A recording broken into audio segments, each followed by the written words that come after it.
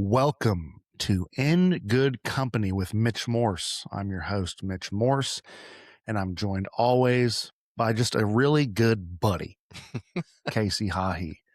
Casey, give us the State of the Union from your point of view, my friend. Well, first of all, Mitch is way too kind to me. And second of all, the In Good Company has an amazing ring to it. This episode, dude, fascinating. Fascinating. I mean, I don't think I can really put it into words how fascinating it is. It left me asking questions, thinking of things that about myself, about life, about it's just, I mean, this is something that we value on our show, that we just don't talk about football. We talk about, other things in life that our guests, bring to us and so on and so forth. And we think you're going to absolutely love this because, I mean, speaking for myself, it was awesome. Dude, I totally agree. Like after we concluded the interview, I almost had this cleanse of the soul. You know what I mean? It's so hard to explain. I really hope you stick through this whole episode. We dive into our guest, who is Braden Smith, now of the Houston Texans, formerly the Indianapolis Colts. We talk about his excitement levels and also just navigating going from one team to another, especially in the same division. But we spend most of our time talking about mental health and his walk and path through his struggles with OCD. And we talk about the treatment that he received and just his candor, his ability to put difficult things into words to kind of show us the lens that he explored this path through. It was fascinating, and I'm really excited for you guys to listen to it. But before we dive into this incredible episode, I'd like to take this opportunity to thank our sponsor, Labatt, for not only making a delicious beverage, but also helping us quench our thirst. Cheers to you who are watching, and cheers to Labatt. Thank you, my friends. And now, please sit back, relax, and enjoy this episode of In Good Company with Braden Smith. I've got a long list of real good reasons for all the things I've done, and regret is just a memory written on my brow, and there's nothing I can do about it now. Dude, look who we got joining the show. First of all, hair's looking fantastic. The shirt is primo. We're talking to an Olathe, Kansas native. He ends up Scooby-Dooing his way over to Auburn. Two-time All-American, gets drafted in the second round in 2018, 37th pick overall to the Indianapolis Colts. Has an unbelievable 8 seasons there. Just recently signed with the Houston Texans for a 2-year, $25 million deal. Unbelievable dude. Super kind, super candid, and absolute mauler on the field. Please welcome to the show, Braden Smith, dude. Appreciate y'all having me. Braden, where does life find you right now, my friend? Currently in Indianapolis during the, supposed spring. It's snowing right now, but that's just the Midwest for you. Some days are nice, some days aren't, and you just kind of flip a coin and see what happens. Flipping a coin, yeah, it gets tiring at a point. Like the coin's been flipped. It's time, even in Florida here, dude. It's 40 degrees. God, I don't want to hear it. It's just come on, man. All right, fair enough. Listen. There's a pressing matter on my mind, Braden. It's the fact that you went from Olathe, Kansas, Olathe South, to Auburn, and that the fact that Missouri Tigers let you leave the Midwest to go on to other pastures. How does that happen, my friend? Well, I gotta say I played my part in it. I was definitely one of those guys that was like, I need to get out of this little metro area.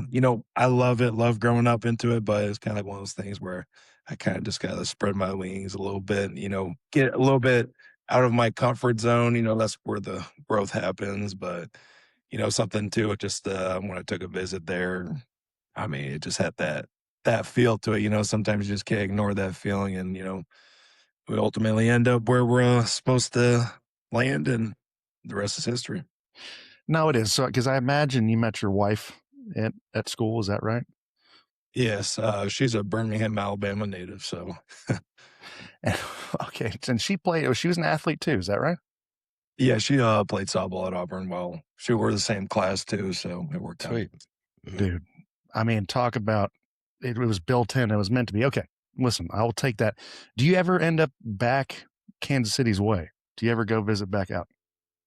Every now and then, I don't make it out there enough, but I mean, when we do go back, it's kind of a little nostalgic. I always go back, get some barbecue, and just kind of reminisce a little bit. Have you gotten to baptize Wyatt into like the burn ends and or the deliciousness of like a Q39 or a Gates? Like, what's your go-to grubbage spot in Kansas City? My go-to is probably one of the lesser known spots, but I really Perfect. like Hayward's Pit Barbecue. I've heard. That's something I grew up on. It's not like the you know, like you're saying, like the Jack Stack, Arthur Bryant's and stuff like that, but it's something I grew up on, and every time I go there, it's always a treat. Dude, But that's usually the best though, right? The kind of off the beaten path mom and pop type shop. I think it's grown a little bit, but when I was growing up, it was a little bit lesser known. But I'd always used to get like the smoked ham and brisket sandwich, and they put the barbecue sauce on it. And the onion rings always like they have that right amount of like breading and crispness to it.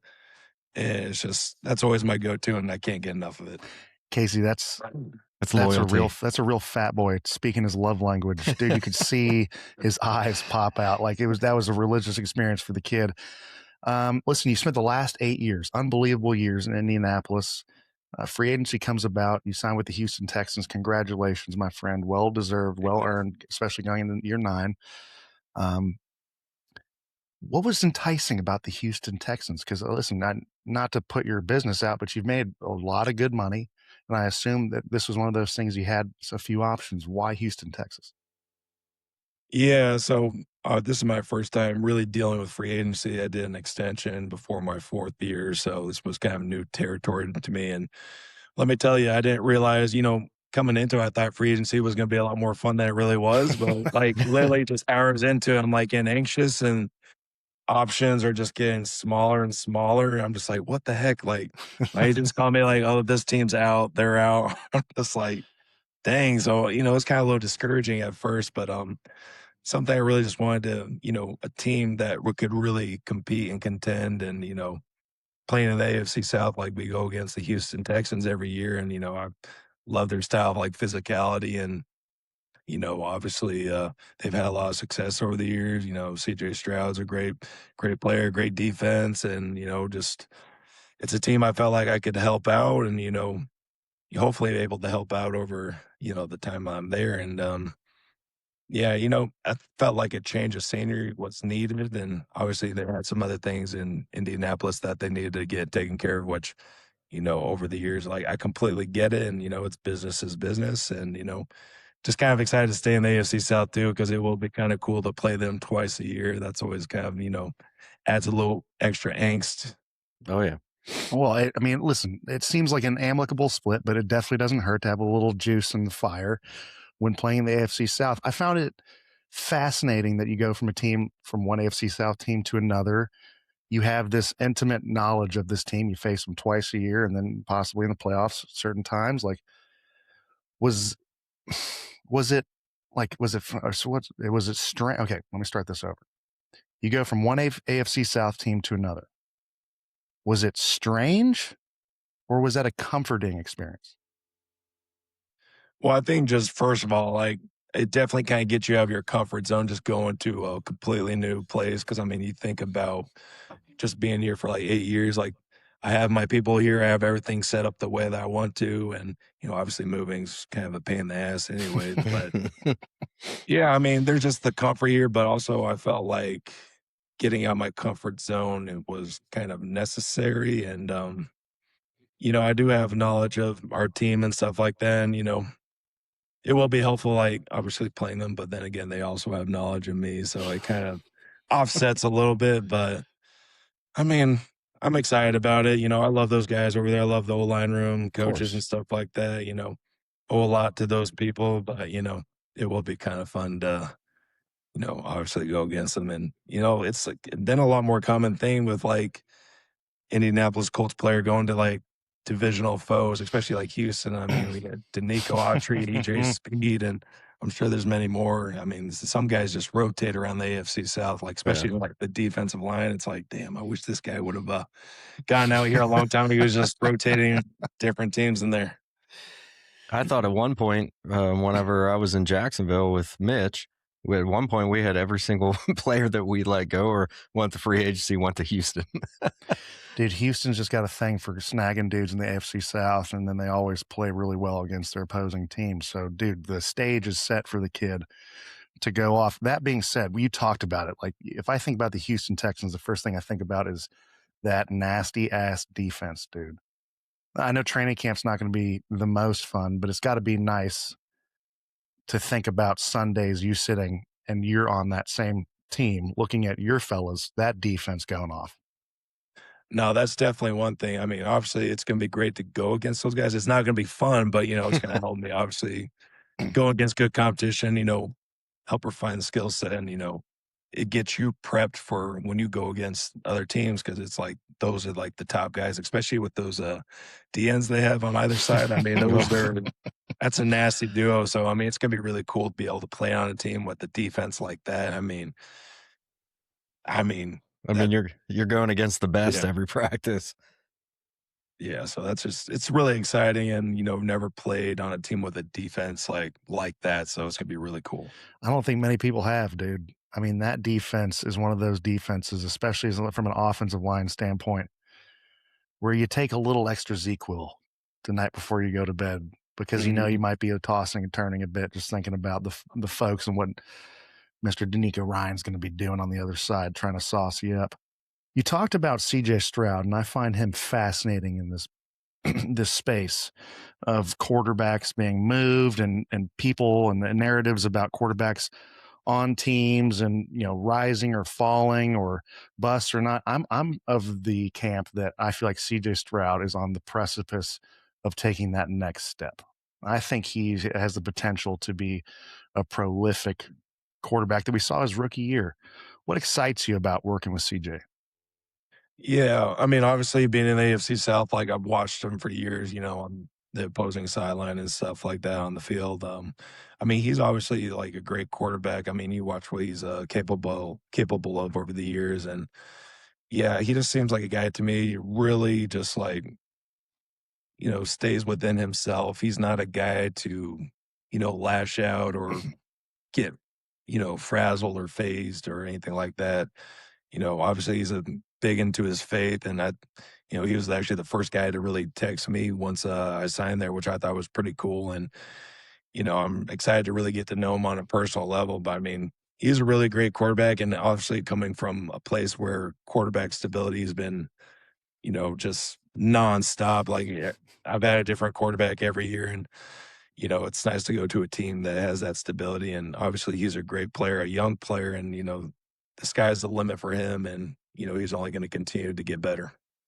I would agree with that statement. It's fascinating thinking about, if you take a step back and look at objectively the quarterback situation in Indianapolis, some really good quarterbacks have been in there, but it has been just kind of a consistent Rolodex. It had to be kind of exhausting at some point, right?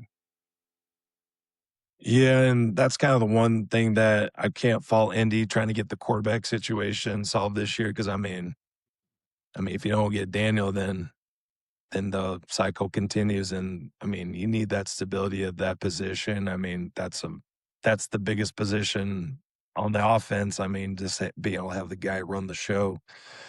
But yeah, I mean, it's like I said, play with a lot of great quarterbacks, and the surprise with Andrew retiring. I mean, I get it for him. I know the injuries pile up, and he has to do what's best for him.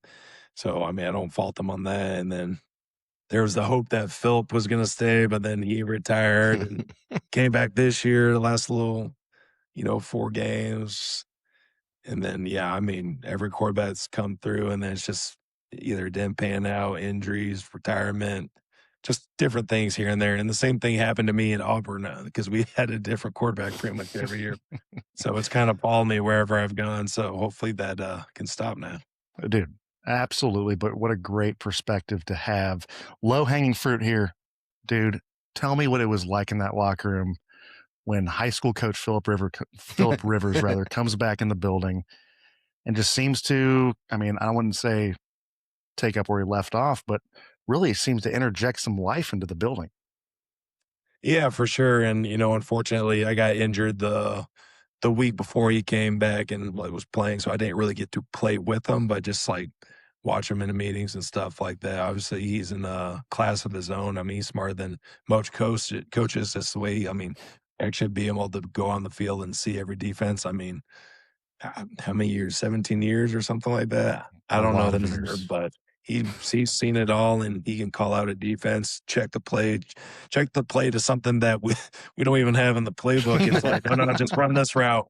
So I think that's just pretty cool. And you can tell he's just a guy that loves playing ball, and that type of energy like really spreads to the guy, spreads through all of us, and not making it more than it is. Sometimes people put too much into the game, like put too much pressure. It's like, no, we're just like, you'll hear him. He's just like, we're just out playing football, man. Like, that's a great opportunity. Who cares? Like, this is what you dream of as like a little kid. I mean, when you put in that perspective, it's like, I mean, he's completely, absolutely right. So it's just like, let's just have fun. Let's go ball out. Like, don't need to be all tight and all that.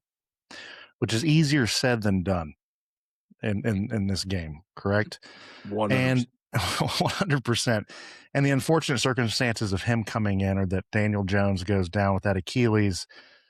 One of the greatest things about this sport, in my opinion, are these, when we're seeing it in free agency right now, right? We're seeing guys who maybe didn't develop the way the team wanted them to, or they wanted to, or it just wasn't the right fit. And they go about and they come back and they have these hallmark comeback stories where they're the leader of their team, they're playing great football, and Daniel Jones him and Sam Darnold seemed to epitomize that narrative. What was it like sharing a locker room with Daniel Jones and kind of seeing his rise back to the precipice of the sport? I mean, it's just really cool to see the type of resilience that like these guys have. And, I think all of us were rooting for Daniel this season and, really grateful not only as the player playing with him. I mean, he obviously put up some insane numbers and he was playing great, but just happy for him. Obviously, like sometimes like the situations that we're put in, like with different coaches, different organizations don't work out that well. And it's not always the healthiest for the player. I mean, obviously the player has, their responsibility in it. But yeah, I mean, Daniel was like one of the first guys I talked to when OTAs started this past year, and just a very like low key guy, like not flashy, just just your regular old guy, just having a conversation, and he's just put in the work, never try to make it about himself, very selfless. I mean, I just wish him nothing but success this year. And, it just obviously sucked that he went down with the Achilles. And I mean, hopefully, luckily the medicine nowadays is great and there's lots of options, and hopefully he can have a speedy recovery and just get back out there in week one. Well, it's great to hear about guys, not only mental resilience, he's going to have his physical resilience tested, but also, I assume, prevail with this injury. Like you said, medicine nowadays, a guy can come back from this and be an even better player than he was before. Often happens in rehabs in general. Guys come back stronger and such. But resiliency seems to be the trademark of your story as well, my friend. In 2024, you were diagnosed with OCD, and you fought this disease. Um, and what was interesting was I got to watch the videos that I don't know what news outlet in Indianapolis did, where it was you and your wife. Extremely candid, unbelievable story, right? And personally, you helped me with one of my friends. So dude, I've always been a Braden Smith fan since then, and since hearing your story. So you're an unbelievable dude, and to hear the story has just been profound. In 2024, you get diagnosed with OCD. You go to a treatment facility in Colorado. You're supposed to be there for 30 days. You end up staying for 48. And during those 48 days, you meet an individual who has sat with ibogaine. Would you do me a favor and explain what ibogaine is to the layman, but also like what your gut reaction was the first time you heard about it? Yeah, so ibogaine is a alkaloid. It comes from the iboga tree in Africa, and it's really simple. It's just the root of the tree. Nothing fancy, not man-made, just naturally derived. But kind of going to what the guy was telling me in Colorado, we were literally sitting at the dinner table one night, and I don't remember how it all came up, but I mentioned, I think because I did ketamine infusions, I did 6 treatments of that while at APN, and I was telling him about it because he was like talking about some stuff that he was going through. And then he mentioned to me, like, well, have you ever tried ibogaine? And I was like, no, but I'm actually, my wife just mentioned it to me. And we're actually like doing some consultation calls about some different places. And then we just have this entire conversation for like hours until like the table's pretty much just cleared out. It's just us two. He tells me his whole experience, and hearing it, it was so wild because it was so terrifying to hear, but also like there was so much optimism. Right. Like it sounded like the hardest thing to go through, but the most rewarding thing to come through on the other end. Mm. And his experience was a very intense experience, and uh, it frightened me a lot to hear about it. But at the same time, I was like, I'm so sick of tired of being the spot that I am that, I'm willing to try this. And this sounds like something that could actually help.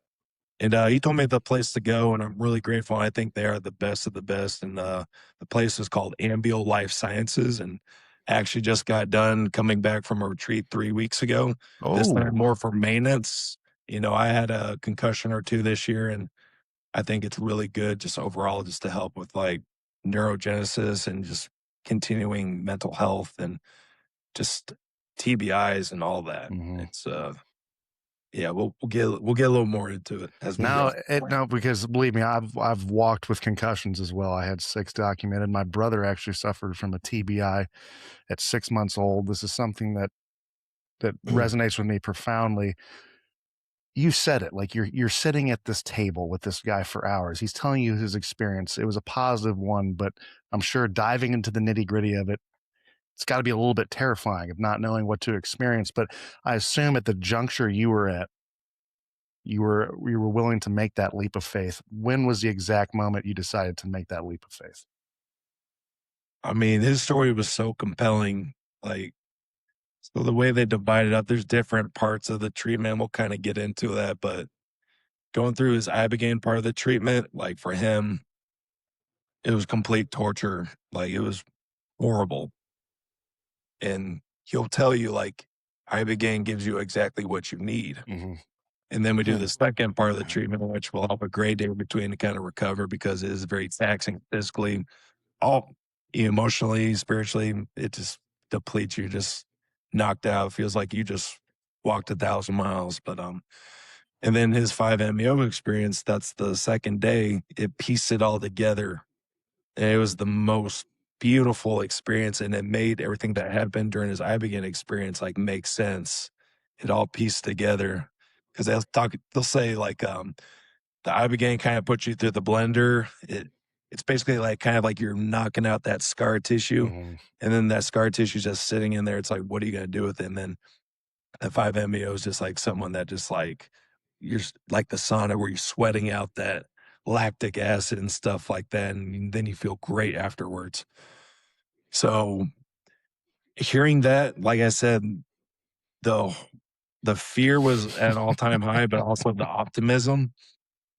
And like through the whole experience, like he became a believer in God. He didn't believe in God before that. And like he cries tears of joy, like about his whole experience. Like it completely 180 his life. And it was pretty profound. And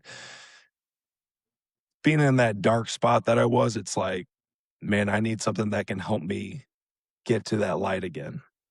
No doubt. I mean, you can't tell me the Lord doesn't work in mysterious ways, dude, because you met that dude in a place when you needed him the most, when you were at this facility and you're putting your best foot forward, and this guy entered your life and gave you the grace to go down to San Diego, take a 30-minute drive down to Tijuana, and enter through the doors. Now, what I would like you to do to the best of your ability to someone who hasn't had this experience, I know it's almost impossible to explain.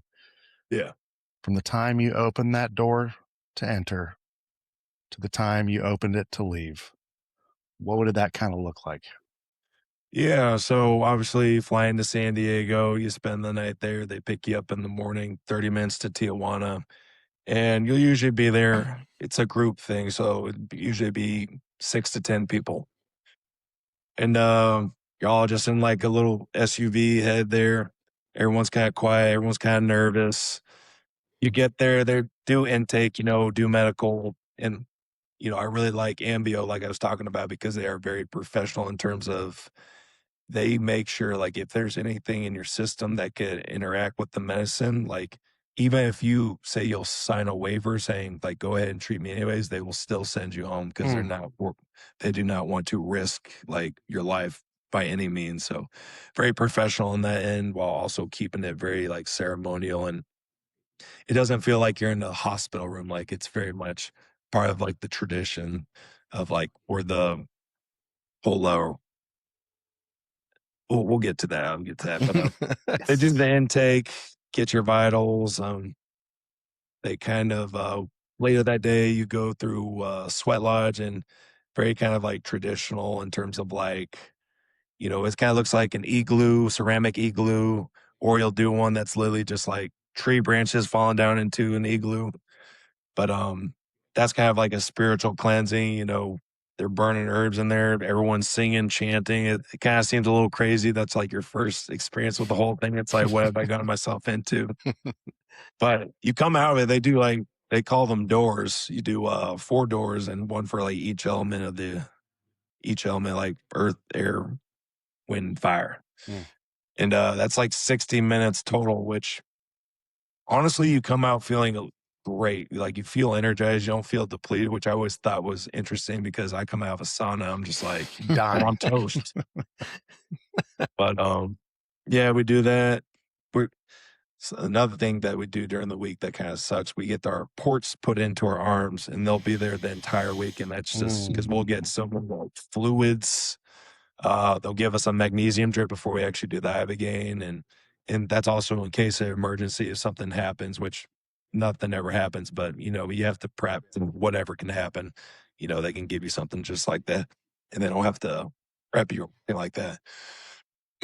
But next day, that's our ibogaine day, and that's kind of where we start doing the introduction, kind of telling you what to expect, what you're gonna feel, and it prep you as best you can for the ride you're about to go on. Once they so Trevor Miller's the guy that set up the whole thing, and they'll do like a little intro video with him, and they talk about ibogaine.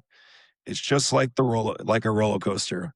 Once you get on, don't try to get off in the middle of the ride. You're only gonna make life a lot harder on yourself. And it's very true. Like once you basically take that first pill, you're on that ride and just let it do its thing. And, we have our introduction with our provider, the medical provider that's going to give us distribute the ibogaine and stuff like that. And he tells his story because all the people that work there have gone through ibogaine. They have tried the medicine before.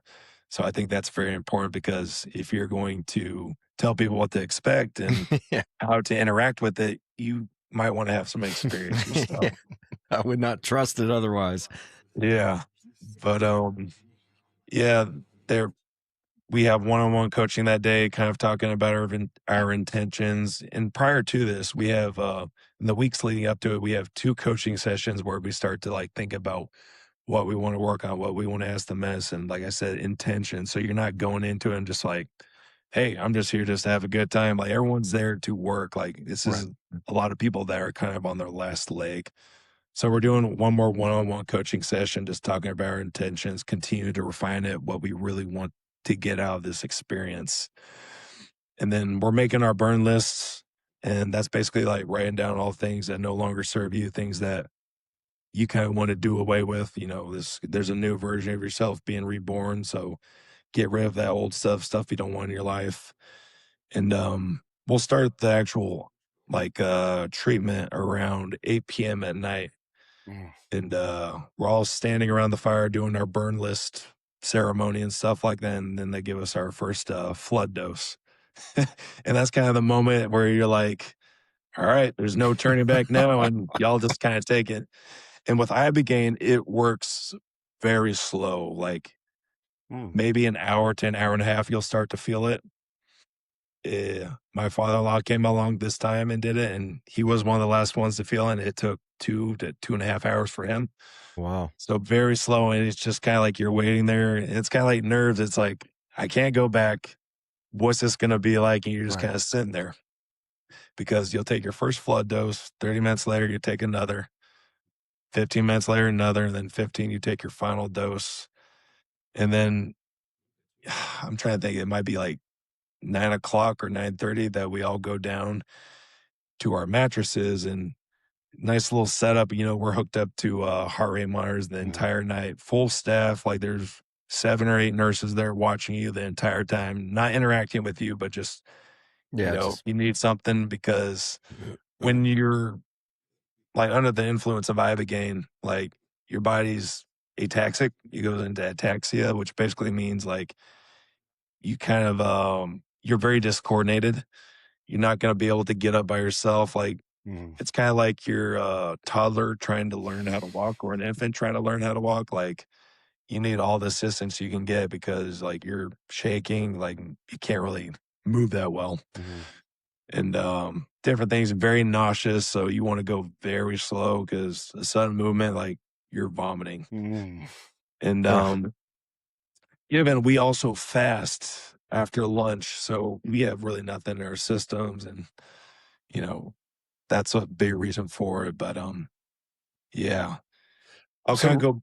Go ahead. No, real quick question. So you're sitting around the fire, you have your burn list, you take your first flood dose, which sounds horrifying just for me to hear, and then you take your doses. So then does everyone stick around that fire until they start having their first kind of experience with it, and then they go back to their room? So it was like Pop sitting there by the fire by himself for 2.5 hours? No, most people, I mean, for the most part, everyone's kept an eye on. So everyone's like, there'll be a nurse out there. They're like, there's a full staff, and then the night staff comes in. I see. But Gotcha. Sorry for people will be watching you, but yeah, for the most part, we're all kind of sticking together, because it's like we're in this together. And the ibogaine part is a kind of a group setting, because we're all in this room together with mattresses on the ground, just laying next to one another. It has to be such an end, like, even though you don't know these folks, but you've been in the sweat lodge. It's just I assume this is still the first day you got there, correct? Like you've had the medical, sweat lodge, and then the stuff, like, even though it's been 24 hours less, like there's got to be already that sense of community of like, we're going on this journey together. I guarantee you, whoever like you go with, like I've been through this twice. The group that I went in with the first time, like I've gained a lot of friends, like really close friends from that. Like I built these strong bonds with these guys, still keep in touch with them. And that's something that will last a lifetime. And the same thing happened with my father-in-law with the second group of guys. Like he became really close with them. Like they really are your brothers. It's kind of like you just went through like the worst parts. You're talking about all these things that have happened in your life, like a group circle, just kind of introducing yourself, like all these terrible things. And, people are getting emotional. Like, at least in my group, like it was a bunch of guys, and, they have women's group also. But, you're sitting amongst a bunch of like Army veterans, football players, guys that you see, and most people think, oh, they're tough. Like they don't cry, they don't get emotional, and like people are breaking down and just being completely vulnerable, which I think is very powerful.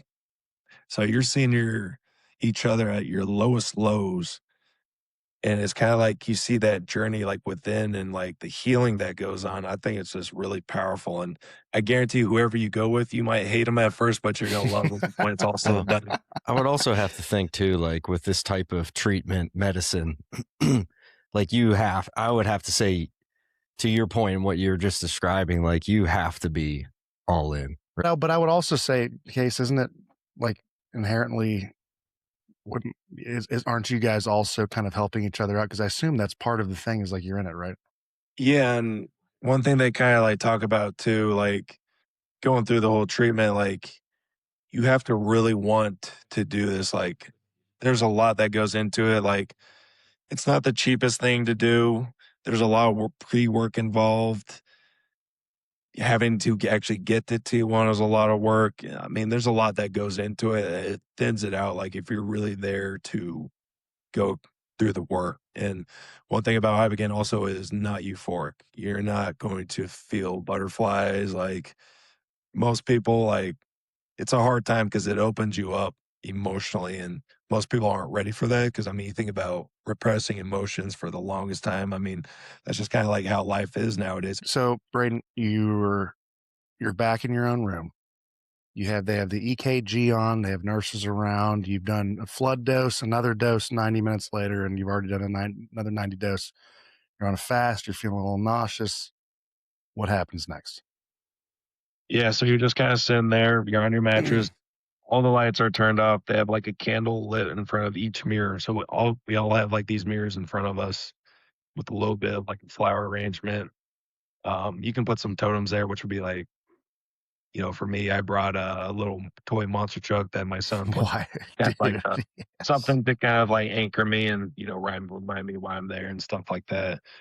But you're sitting in front of your mirror and they're playing this music, which at first it sounds crazy, but then like in the months afterwards, like I actually liked it.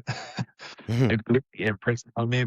They're playing this music full blast all night, and given you're not going to be able to sleep at all because you know you're tripping and stuff like that. But they give you these maracas, and you're just shaking the maraca until I mean you just look in the mirror basically until you start to feel something. Like some people say, like they'll start to see like their head like peeling away and stuff like that, crazy stuff. And I once you start feeling it, because like once you're about to go into a different state of mind, like you can feel like that turn. I just put my mask down and always like lay back, and there it kind of goes. But so the first time I went through ibogaine, I didn't have an experience, and the second time I did. And it was weird because it felt like I was reaching different levels of it. And before I like finally hit the part where I was actually going through a journey, I guess you'd call it, and like it was weird. My eyeballs were like shaking, like twitching from like side to side. It's like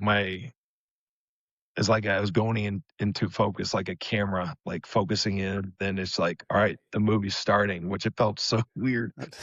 Nothing from the journey made any sense in terms of like coherence. Like I remember I was like zoomed in. It's like, all right, the movie's starting, and I was above like some random car. I could see through the top of the roof. There was 2 men in a car, and just started driving, and then it just went from scene to scene to scene to scene. Like there was one thing where it just like zoomed in on my locker, then it went to the next thing, like my football locker, and I was running around a building, like none of it made sense to me. Like I honestly, it probably lasted for about an hour or two, and then it was weird. It's like it almost followed in motion with the music, because like at the end of a song, like it just went like boom, no more journey, like cut it off, and it's like, all right, now you're just kind of sitting there.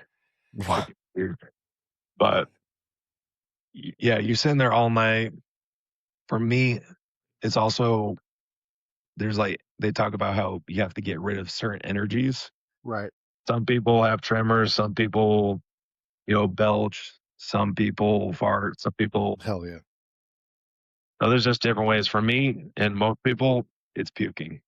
Oh, It's the And worst. the people, my second trip, they said it sounded like you're a freaking grizzly bear, like chucking up something. Like I literally just remember I was just like off this attic, like it's a very deep. It just comes from like your inner being, and just all that air just comes out. Oh, But that's where I get a lot of my work done, is through the dry heaving and the puking. And I was going to say, because you don't eat, so it had to be dry heaving, which is the worst. but the crazy thing is, like, it does like detoxify you, so you're almost like vomiting up like toxins from. some people like vomit up like stuff that's like black and crazy stuff. I've never had that, but then again, I also never checked the trash can in the next one. There's a lot going on, but this past time, like if we get to the morning, it's like, wow, like here we go. And that's when the real work begins. Obviously, like you're going through the ibogaine during the night. And for some people that can be very challenging in terms of what they've seen. I never really remember anything I see. It's never really scary or anything like that. It's just like none of this makes sense to me. And that's usually how it is, but that doesn't mean that it didn't work. For some people, like I said, like, ibogaine gives you what you need. And for me, I never really had visions, but some people like it's very like very detailed and like it has a lot of meaning to it. But this second time around, I woke up and like I just cried for an hour. Like it was just like this emotional energy that just needed to be let out. And I had like a lot of realizations of things. And because like I said, you come up with intentions and some of those questions that you have that you ask the medicine, and it's all lodged in your subconscious, all these things that you want. Like so it's not like you're really asking the medicine, but it's kind of like it's already in there and it just comes out naturally. But some of those questions answered in the months afterwards, which I think is most of the healing journey is after you get done with the treatment, about the 3 months afterwards, because that the ibogaine stays in the fat cells of your brain for 3 months. Oh, wow. That's a really great time for whatever you're dealing with to get the work in, whether that's therapy, creating new healthy habits, turning away, people with addiction, like it clears your neuroreceptors so you no longer have those pathways that are telling you like these are the things that I want, these are the cravings that I want, all those grooves kind of get smoothed out and you're able to, it's kind of like they say it's a second childhood. You're learning things like a kid again, and you can say, that's useful, that's not useful, and create those good habits that you really want to have in your life and go away from the bad ones that you've been stuck in for such a long time. But Right. So those grooves you're talking about, right? Like a lot of those are habits that you want to be repaved, or some of these things are things that I don't mind this groove, but maybe it could use some tilling too, right? Like these are parts of my life that I enjoy, but maybe I have a strange relationship with at the current moment. The first time you sat with ibogaine, was there a moment where you went in there and you were like maybe a little tentative because you thought maybe I leave this experience and unintentionally football is one of the things that was been the groove that I had that's been paved over, and I don't want to play football anymore. you know, I never thought I had that because obviously, like going the first time going through it, like I just wanted the OCD stuff to calm down. Like I just wanted to get my head above water. But I've definitely had people like I've told them about the ibogaine treatment. They worry about that. But honestly, like I think ibogaine just brings out who you truly are. Mm. So anything that you don't actually really love, like it's not like if you love football, like it's not going to be like, I don't love football unless you really just didn't love it in the first place and you're doing it for the wrong reasons. Right. There's two sides of ourselves. We have the ego, and that's the identity that we either give ourselves or the world creates. And then there's the inner child who we were created to be. It's perfect and flawless. Like we are all, given certain talents, and this is what we come into the world as. I mean, you look at a child and you see the joy and just the pure happiness that you see every day, just, looking at bubbles, playing with dirt, like what we were originally created to be. And then, you spend time in the world and that kind of gets clouded because, we have all these different things telling us who we want to be, what we need to look like, what we need to do. So I think it brings out, like the whole treatment brings out that inner child. It kind of helps you to remember who you truly are. It kind of clears out that noise because a big thing for me was I finally had like that silence in my head to be able to focus on the things that I wanted to focus on. It helped me reinstill that gratitude for just simple things in life that often, the constant hurry up in life, you know, the fast-paced lifestyle, like, it slows everything down, and you can really just sit with yourself. I like to say that this experience opens up doors in your mind, and then it's your job, once you're done with the treatment, to explore what's behind those doors, what's behind yourself, and it really does give you a new perspective on things. Like, when I was going through all the OCD stuff, like, I could recognize it, like, on paper. I could write it down, but none of that stuff would ever internally resonate. Like, I didn't believe what I was writing down. Right. And going through this process breaks through that wall, and it's like, all right, I can see on the other side. I can see things for what they truly are. And it, I almost call it like it gave me mental superpowers. Like, just being able to see things from a different perspective was so huge for me. That's a heck of a time. All right. So the 5MU, please fill us in. The gray day, basically, that's the day where most people think they made the biggest mistake of their life. And every time I've done it, I felt that way. Even the second time, because I came into it in a pretty good headspace. I was like, and I started to feel like anxious again. I was like, oh crap, did I just like reverse myself? But that's just like part of the process. It, like I said, it brings on strong emotions. Like, it all just kind of comes out and just kind of all part of the process. But that day, pretty much you're just sleeping all day, can't eat anything, miserable. But that's why they call it the gray day. But the next day, what makes it all worth it. That's the next day is called 5-MeO DMT day. Oh, That's the polisher. So ibogaine's the refine or the primer. yeah, and then you get the polish. But The DMT polish. What's that like? yeah, so most people feel pretty good coming into that day. Like, the ibogaine's kind of starting to wear off a little bit. For me, I've always felt like complete garbage, super anxious, because I'll kind of get into it. But they'll do our debrief on 5-MeO, kind of talk about it and different metaphors for it. I'll give both of them. They'll tell you 5-MeO is like skydiving, but there is no ground, and the medicine has to pull the ripcord for you. And then another one where it's like you're a kite, you're getting higher and higher and higher, and then all of a sudden someone just cuts the string, and basically you just got to go with it wherever the wind takes you. You might spire off this way, that way. Yeah, you're pretty much at the mercy of the medicine, and it's a true kind of out of body experience.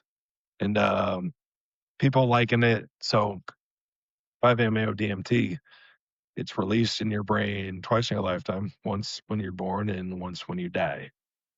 And this is what people experience when they have a near-death experience. So the stories you hear, like, this is what. Oh, interesting.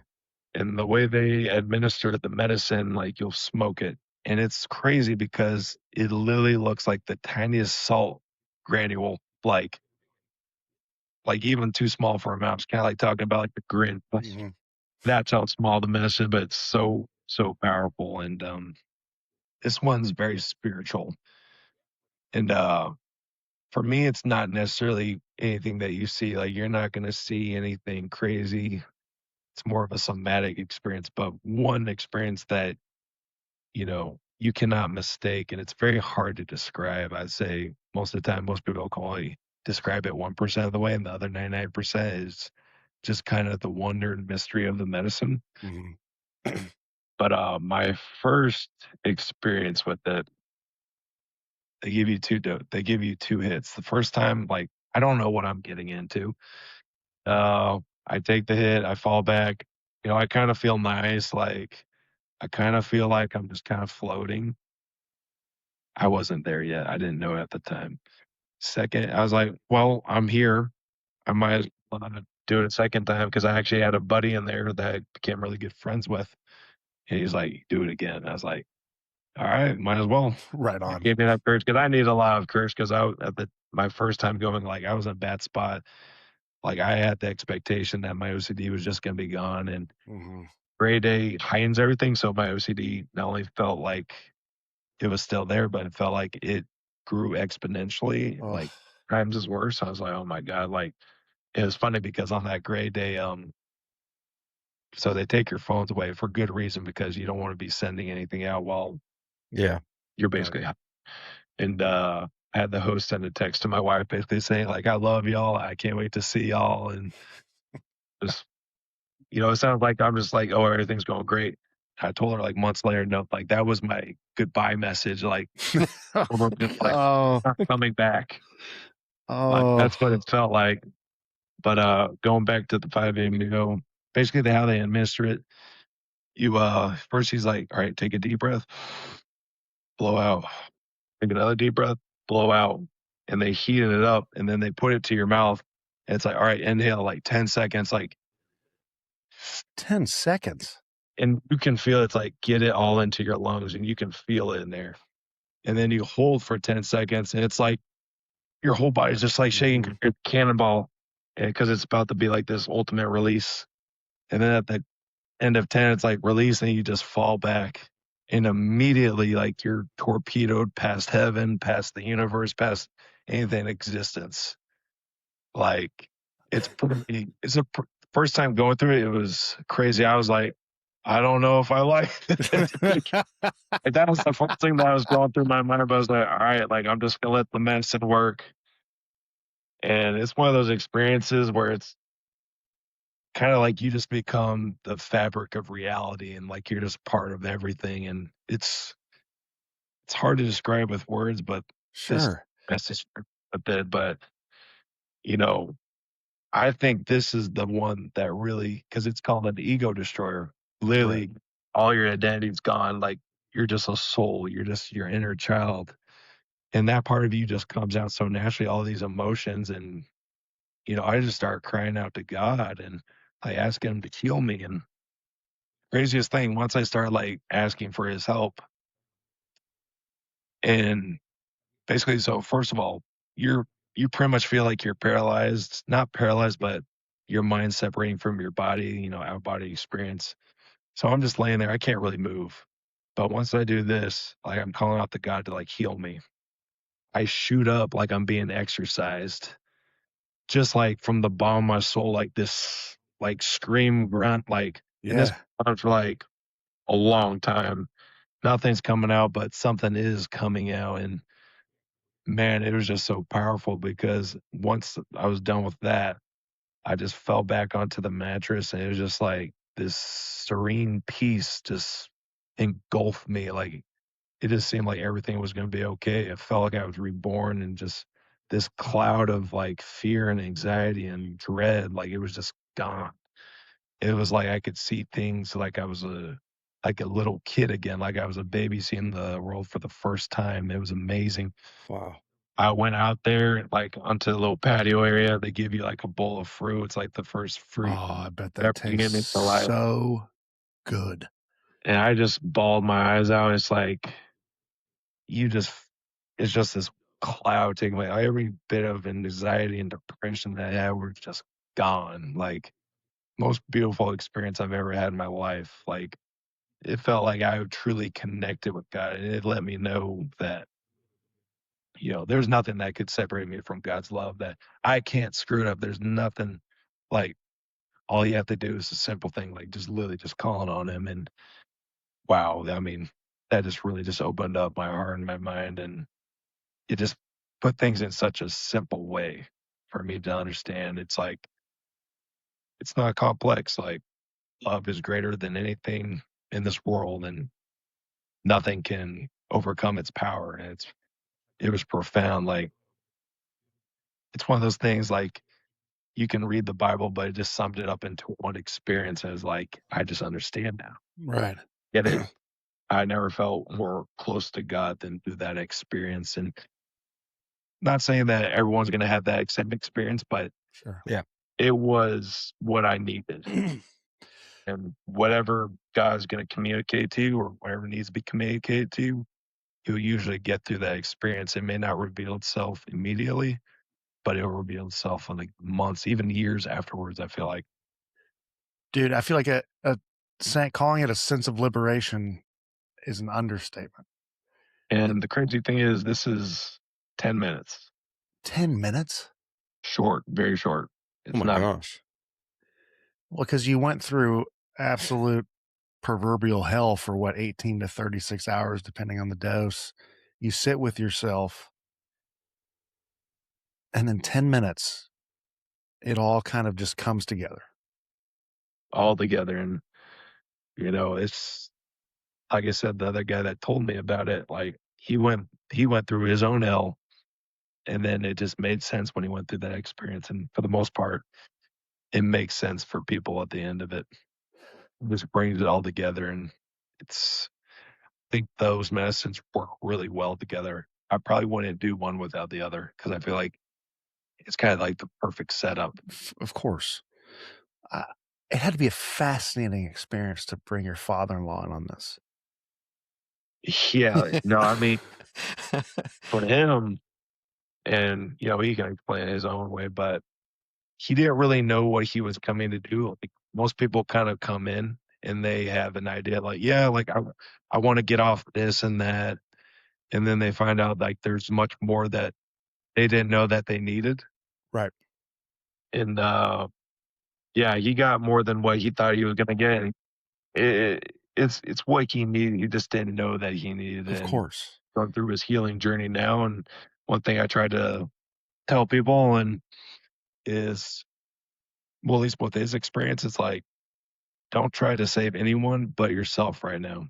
Because you got to think about yourself as a pillar of like a foundation of the people around you. Like you can't help anyone else until you help yourself. Because if people are leaning on you and you're trying to help them, if you collapse, then the people that you were trying to help, you'll actually hurt more. And I think that's just a great message for like getting Life. help in general. Like, Yeah. I mean, if you are not in a good spot, like you can give so much of yourself that you collapse and then those people collapse around you. It's like, no, take the time. This is your time to heal and you deserve that. You shouldn't feel guilty about it. Like, this is good. This is necessary. And you'll be able to do so much more if you take the time to take care of yourself. It's kind of like was that the story about like, there's two guys chopping down a tree and one sharpens the axe for like 8 hours. It's like, Mm-hmm. you gotta sharpen your own axe and then you're gonna be much more efficient. So you saw your father-in-law sharpen the axe, and just like the intricacies of not the intricacies, but the intimacies of that you talked about, especially your first experience with those folks you walk into. Now you get to have that intimate experience with someone in your family. Not only is it, of course, probably for him going through his first experience, probably a little more daunting and a little more mentally taxing prior, but at the same time, you also, again, have to show vulnerability that you might not be expecting to someone who sees you in a certain light with a family member. Was that something that even crossed your mind before entering with him, or was this kind of like your proverbial? I don't want to use this word, especially with this medicine, but like you were kind of his proverbial shaman in this thing, kind of guiding his way. But at the same time, when you guys both got there, you had to walk your different, like your own intimate paths. Yeah, that's the one thing because with these medicines, like there's no one really guiding you through it, but you're on your own journey. But you have your group and you're leaning on each other. They have to gain that strength, and everyone's being very vulnerable. You're letting out emotions that you wouldn't normally see, and I think that's a very important thing because I'll tell you also, never come like with your wife or your girlfriend because you want it to all kind of hang loose, and you don't want to Of sit, course.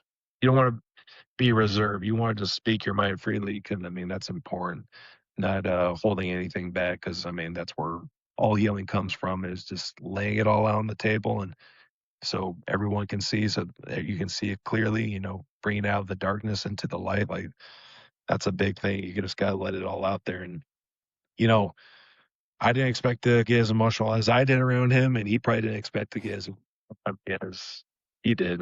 It's just kind of one of those things, but I think there's strength at being able to see each other like that. At the end of the day, we're all human, No doubt. and just to see that, it's like that's okay. Like we can show these emotions, and so it's better to express these emotions and share with others versus you know trying to put on this mask or this fake persona. Like there's no need to do that. It's, I mean, dude, it's a fascinating experience, and you're doing a fantastic job explaining it to someone who hasn't gone through it, right? Which I know is difficult at times, but it's so eloquent and fluid what you're saying.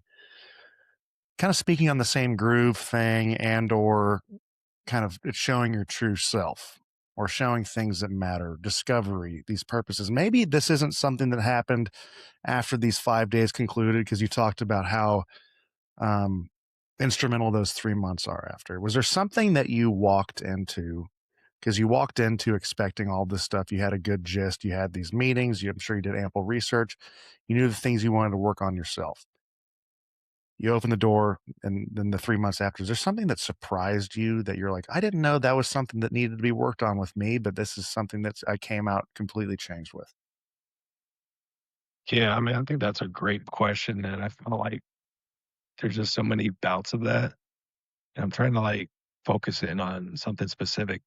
Actually, I'll go to something an intention that I had kind of, this most recent time, and, I was trying to ask myself, like, all these different questions, like, you know, why did I do the things that I did? Why this? Why that? Why am I the way that I was in the past? And I kept trying to, like, really not understand myself, but figure myself out.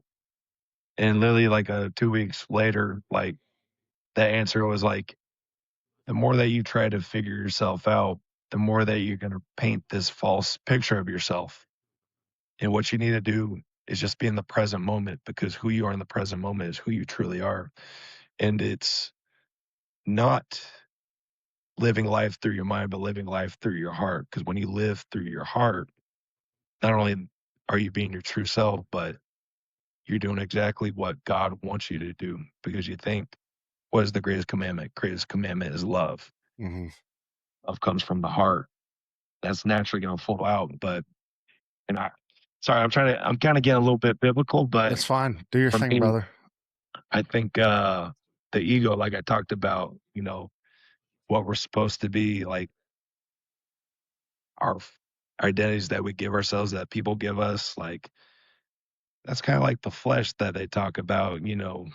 I think it kind of all stems from the mind, because the mind's what all these different things kind of come from. But I mean, if you follow your heart, for the most part, like God's going to put the right stuff in there, and it's naturally going to flow out. It's when we start thinking with our minds and now with our hearts. I think that's where, these things kind of come from. But, that kind of just answering that question was, yeah, it just kind of gave me the realization, like, I don't need to think about what happened in the past or why I am the way that I am, but I just need to be who I am, who I was created to be in that present moment.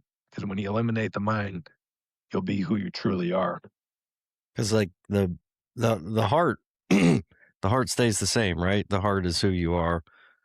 The mind can be programmed, over years, and can be warped and can be contaminated by certain things, people, influences, stuff like that. So, what you're saying to me resonates in a sense, because the heart always stays true to who you are. It's the mind that kind of changes who you are through certain influences and things you've experienced, and right or wrong. That's wild. Because I mean, you think about your opinions over time, like they change over time. Like you might have thought, hey, I really like this certain way of doing things. And then 5 years down the road, it's like, no, like, I guess I was wrong. Like, I actually like doing it this other way. And it's just constantly like that back and forth. And you can get very much lost in your mind, which I did for an entire year. And it's not a fun place to be in. It's kind of like, the movie Inception has a lot of Oh gosh. not knowing the difference between the dream and the reality. Like that was, I feel like that's the best way to put my OCD, because mine was all mental, but just getting lost in that dream and thinking it was real. Last question in regards to this ibogaine experience. Is it one of those things that you leave the treatment, those 5 days, transformative? Is it one of those things? Because like you said, for addicts, they can walk out and those receptors have been changed, right? Like of course they still have to work on themselves, but it's like I came in wanting this thing and I'm leaving not wanting. Was your OCD a little bit the same, or is it something that like I felt like before it was something I couldn't even hold in the palm of my hand? It was slipping through my fingers, and now at least I can grasp it and still work on myself and work with this. Yeah, the one thing I'll say about ibogaine, it's not the magic pill that's gonna cure you. Like I still had OCD afterwards, but I had this. I, I'm gonna say ibogaine gives you the ability to cure yourself if you want to. Mm. Yes, because it's like you talk about addicts, talk about alcoholics. Like they'll get rid of the craving for you, but if you take that first drink, then you're doing it to yourself. Yeah. And for me, it was like, okay, like I have this time of clarity. What am I gonna do with it? So what I did was going into like a nice like safe spot. We went back to Alabama, kind of secluded from everything, just kind of in nature, which was really healing for me. But got into an outpatient program where I was doing 2 weeks, 3 hours a day, OCD specific work, Wow.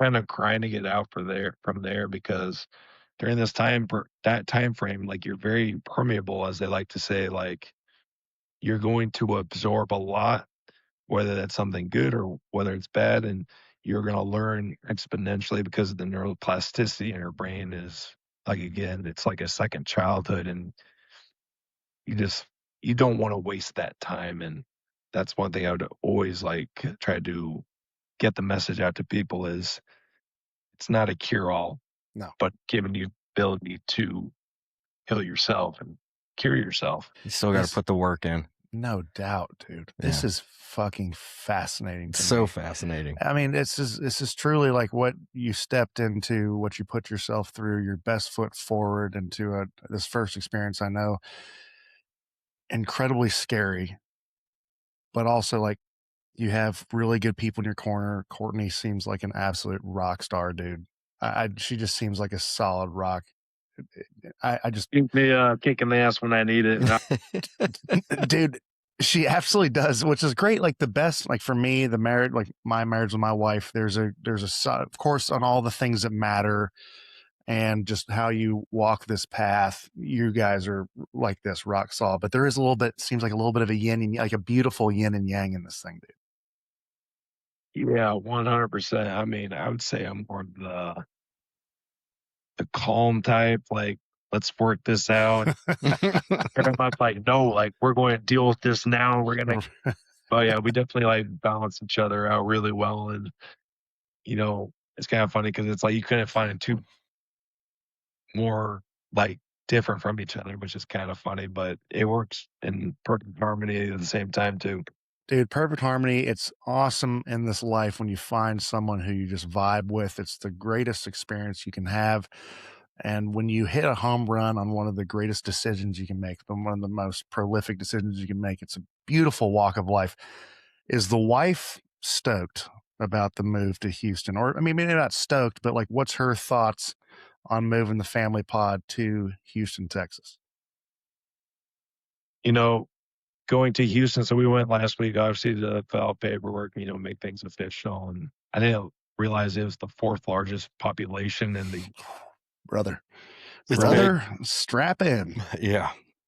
great thing about having a lot of people in one area is that there's a lot of different options for different things. So, you know, you're not you're not restricted by any means, whether that's like places for the kids to go, places to eat, No doubt. different things like that. I mean, just finding your people, finding your crew that can help you out. I mean, we're about to have a second on the way, so Hell yeah. Oh, not hell yeah. No. Dude, congratulations, my friend. That's unbelievable. Heck yes, dude. appreciate that. But no, I mean, we're very excited. My wife was like, please, let's go somewhere warm. And Houston warm. It's warm. Oh, brother. That humidity, you're brother, during you're training gonna- camp, You're gonna sweat in ways like you didn't even know. But especially going into year 9, your body's gonna appreciate it. The joints are gonna appreciate it. I kind of made a similar move from Buffalo to Jacksonville. I mean, your heart feels like it's gonna explode, but your body, like the potentiation period for you getting ready for football, is that much smoother. I really appreciated also the fact you talked about your wife and finding that sense of community. It'll be very easy in Houston, I believe. I know, especially for gals and stuff who might not have that sense of community before, and they're going to be on their own quite a bit, especially in season. Feels like it has to be a sprint. It's one of those things that it's going to fall into place perfectly. I have nothing but awesome vibes coming your way. And speaking of sense of community, you are walking into a new locker room for the first time in 9 years, my friend. And my question to you is that I'm sure you've met a few of your teammates, but you're still going to have that first day of OTAs when you're going to have to introduce yourself to folks and kind of make those new relationships. What's one thing you want the Houston Texans, that locker room, to know about you as a player and you as a person? As a player and as a person, I mean, I just want them to know that, I'm going to be humble and, just come in and just put my head down and work. Like, doesn't matter what I did in the past. And, I'm just a regular guy just playing ball and, I'm not going to bring outside noise to it. I'm just going to be one of the guys and just, do my thing. Dog. That's a great answer, my friend. Great answer. Before we let you go, would you mind if we do a segment presented by Labatt? We'll do it. All right, brother. This is going to be called Brewed Thoughts with Braden. All right. So what I'm going to do is I'm just going to start off a sentence and you're going to finish it for me. So I would say, my favorite type of cake is Vanilla. That's a solid ass answer, dude. All right. So are you ready? Here we go. The worst feeling as an offensive lineman is Seeing your quarterback in the middle. That's the correct answer. The best feeling as an offensive lineman. Pancaking the defensive lineman across. Yeah. Dude, another just grimy offensive line answer. Fantastic. The greatest currency in life is Time. Oh, so solid. Oh, Nothing makes me laugh harder than Watching my son pretend he's a dinosaur. Dude, that's so solid. Oh, it's so good. Excluding football, the one thing I'm most excited about the move to Houston, Texas is The barbecue. also the correct answer. Fantastic. man, he's acing us right now. Man, just unbelievable. The last time I deuced my pants, I was blank years old. In college, I think, I can remember, I think 20. Honestly, Come on. super respectable answer because Casey's was in his 40s and mine was in my 30s. So Mine you're was already, like 4 days ago. Good shark. You yeah, know? no, fantastic, my friend. Just kidding. And the last 5 days ago. the last question or the last statement, Braden. When I decide to hang up my cleats, I want my legacy to be That made a positive impact on the people around me. And that, my friend, is why this conversation has been so fantastic to be a part of. I appreciate your candor. I appreciate just your insight. You're a kick-ass dude. Incredible. I'm going to run out of fingers here. You're solid as a rock football player. Excellent father. This has been such a tremendous hang. I appreciate you spending an hour and 15 minutes with us, my friend. Hopefully we didn't take you too much away from your family. I hope to have you back on, and I can't wait to see what the future holds, not only for you, but for your family. God bless you, brother. I appreciate y'all. Heck yeah. That's Braden Smith, new signee with the Houston Texans. Thank you for watching In Good Company with Mitch Morse. Until next time, take it easy. And there's nothing I can do about it now.